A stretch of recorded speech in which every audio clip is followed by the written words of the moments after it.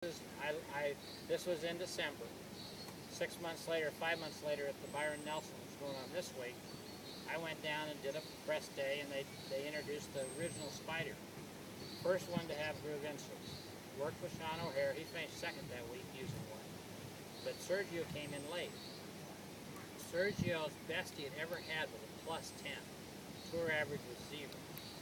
With no instruction other than picking up one of these putters that had the groove face, that 8 years ago, he was -50. That's 60. That's just about. I went from like 138 to 200. He's going +10 to 50. That is a huge difference. What's that meaning is that my ball goes less than 1.25 inches and the ball's already on the ground to stay, which means I have perfect speed most of the time. Okay? And I truly believe, you ask people, what's more important, line or speed?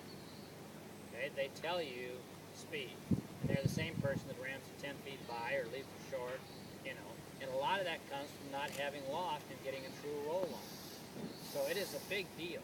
I mean, you can talk about all the cosmetics, all these lines, all these aiming lines, that's fine. But boy, for me, the face of this putter with the grooves is the whole key.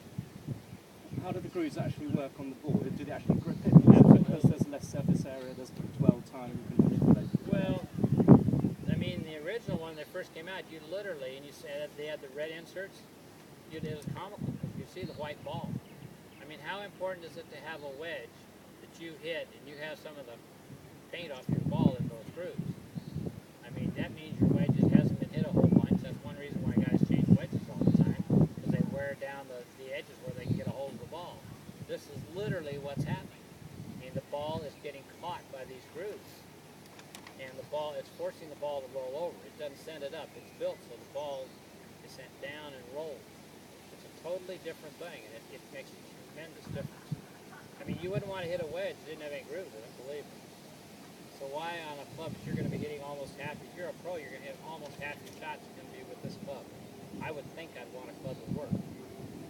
And yet you go out there to the green and you're going to see guys changing all the time, And a lot of them don't even know what they're looking for. It's kind of why I enjoy coming out to do stuff like this, because it's going to take me 10 to 15 minutes.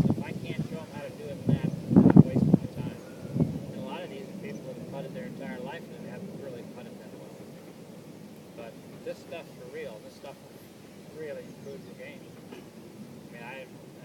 I use a lot of the Daytona model, which is now the model 110, and it's just a generic model. It's like when I used to putt, I used a rake hook, so I had a mallet hook. Well, if I got the putting bad, I'd go to a bullseye, which to me looked god awful, but it made me stroke with my hand really well.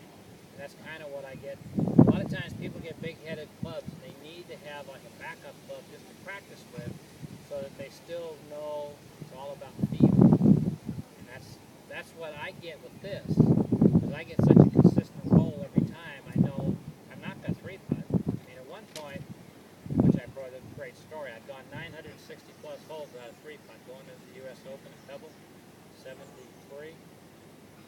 And 36 holes later, I had 10 3-putts and a 4-putt. That's when they like to roll the greens. I mean, I'd been there. I'd played with Nicklaus 3 times, and I killed him every time. Only I wasn't bright enough to realize how much faster the greens were going to get. And oh my God, I couldn't get the ball to stop near the hole. In fact, the green I 4-putted was the 10th green, which may be the only flat green on Pebble Beach. I couldn't get it to stop. But putting to me is an art that people should take time to get really good at.